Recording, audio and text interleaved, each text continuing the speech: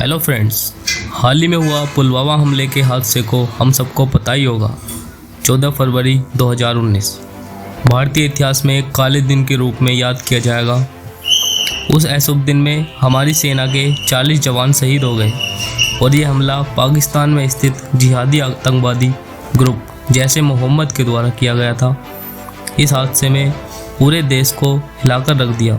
लेकिन आप सभी को ये पता होगा कि ये पहला ऐसा हादसा नहीं है जिसमें भारत का नुकसान हुआ हो और इसमें पाकिस्तान शामिल ना हो। इतिहास गवाह है, भारत और पाकिस्तान हमेशा कट्टर दुश्मन रहे हैं। पर ऐसा क्यों हो रहा है कि भारत का एक हिस्सा भारत के खिलाफ जा रहा है? इसका जवाब देने के लिए हमें तकरीबन 70 साल पीछे जाना पड़ेगा। और अगर आपका भी मन है इसको जानने का तो बने रहिए हमारे साथ इस वीडियो के अंत तक। सन 1947 भारत 200 साल के ब्रिटिश शासन से मुक्ति पा रहा था। अंग्रेज जाते जाते एक भयानक खेल खेल गए हमारे साथ। एक पूरे देश के 2 टुकड़े करके चले गए अंग्रेज। उनकी नीतियों ने भारत को विभाजित करने पर मजबूर कर दिया और उन नीतियों के परिणाम स्वरूप पाकिस्तान का जन्म हुआ। जब हम सब आज़ादी की खुशी मना रहे थे, उसी वक्त उत्तर पश्चिम में पार्टीशन की वजह से लाखों की जानें जा रही थी और तबाही से ही भारत पाकिस्तान के बीच एक कड़वा संबंध बन गया था। तब से लेकर आज तक दोनों देश एक ऐश-प्रॉक्सी वार यानी एक क्षम युद्ध में लगे हुए हैं। इन पिछले 72 सालों में पाकिस्तान भारत के साथ कई बार जंग की शुरुआत करने की कोशिश कर चुका है। जैसे कि 1947 में लड़ी गई सबसे पहली इंडो वार, जिसे तपस्ट कश्मीर वार के नाम से भी जाना जाता है, वो पाकिस्तान का पहला असफल प्रयास था कश्मीर पर कब्जा करने का। उस भयानक हार के बाद भी पाकिस्तान वहां नहीं रुका।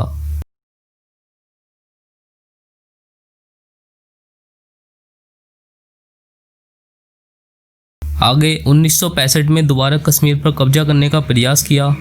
तब भी भारत ने कड़ा जवाब देते हुए उसे चुप करा दिया।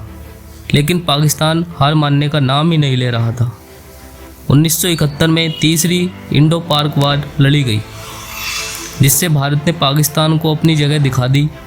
उसके बाद पाकिस्तान की आर्मी में छुपे हुए कुछ ऑफिसर्स ने 4th और फाइनल युद्ध का प्लान करना शुरू कर दिया।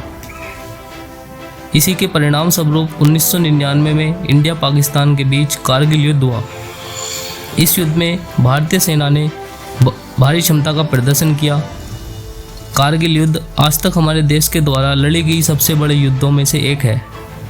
इस युद्ध के समय के प्रधानमंत्री श्री अटल बिहारी वाजपेयी जी के द्वारा उम्दा और बुद्धिमान फैसले और हमारी सेना के बहादुर प्रयासों की वजह से ही हम इस युद्ध को जीत पाए। वो युद्ध इसलिए भी अनोखा था क्योंकि वो पहला ऐसा युद्ध था जिसको टेलीविज़न के माध्यम से लाखों भारतवासियों के घरों में दिखाया गया। सभी के मन में क्रोध, भय और निराशा की भावना थी। तो उसके ऊपर से सभी के मन में था एक ही सवाल, क्या पाकिस्तान इसके बाद सुधर जाएगा? क्या इस युद्ध के बाद पाकिस्तान अपनी गलती मान जाएगा और भारत के साथ शांतिपूर्ण संबंध बना लेगा? उसके बाद जैसा कि उम्मीद थी, भारत और पाकिस्तान के बीच राजनयिक संबंध बन गए। इंडिया ने पाकिस्तान के साथ व्यापार करना भी शुरू कर दिया और सबको लगा सब कुछ नॉर्मल हो गया है।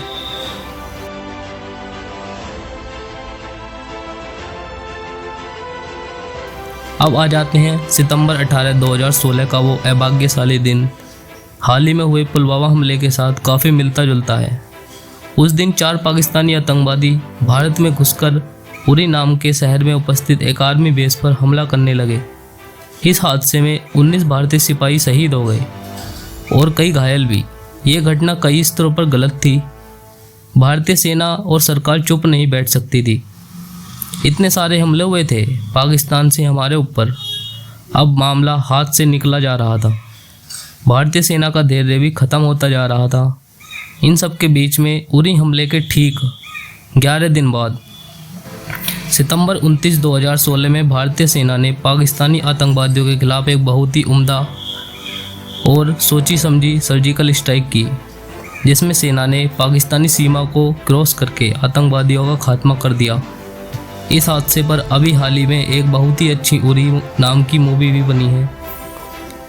मैं सभी को वो मूवी देखने को सजेस्ट करूँगा, क्योंकि वो मूवी देखने के बाद आपके मन में हमारी सेना के प्रति आदर और कई गुना बढ़ जाएगा। पूरी सर्जिकल स्ट्राइक के बाद सभी को ऐसा लगा कि पाकिस्तान में स्थित आतंकवादियों को अपना सबक मिल गया है और आगे ऐसा हादसा नहीं होगा। लेकिन फरवरी 14, 2019 को ये बात गलत साबित हुई। फिर से हमारे ऊपर पाकिस्तानी आतंकवादियों का हमला हुआ। इस दुखद हादसे से अभी तक हमारा देश उभरा नहीं है और अभी तक हमारा देश झटके में है। तो अब हमारी सरकार और सेना को क्या करना चाहिए? एक और सर्जिकल स्ट्राइक या फिर एक राजनीतिक फैसला जिससे ऐसा दोबारा ना हो? आप हमें कमेंट करके ज़रूर बताएं। ये बात तो निश्चित है कि हमला कायर आतंकवादियों के द्वारा किया गया था, जो कि पाकिस्तान को अपना घर बना चुके हैं। कई देशों का ये भी मानना है कि पाकिस्तान कई सालों से आतंकवादियों को सपोर्ट कर रहा है। ये तुरंत बंद होना चाहिए। और अंत में हम सबको एक ज़रूरी चीज़ नहीं भूलनी चाहिए कि आदमी बुरा होता है, देश नहीं। हम सभी को उन बहादुर सैनिकों को श्रद्धांजलि देनी चाहिए जो कि इस हादसे में शहीद हो गए। भगवान उनके परिवार को शक्ति दे। उन बहादुर सैनिकों के परिवार वालों को मेरी तरफ से प्रणाम। अगर आप सच्चे देशभक्त हो तो अब वक्त आ गया है लाइक और शेयर करके अपना कर्तव्य निभाने का। तो बिल्कुल शेयर कर दीजिए इस वीडियो को और मिलते हैं अगले वीडियो में। तब तक के लिए जय हिंद।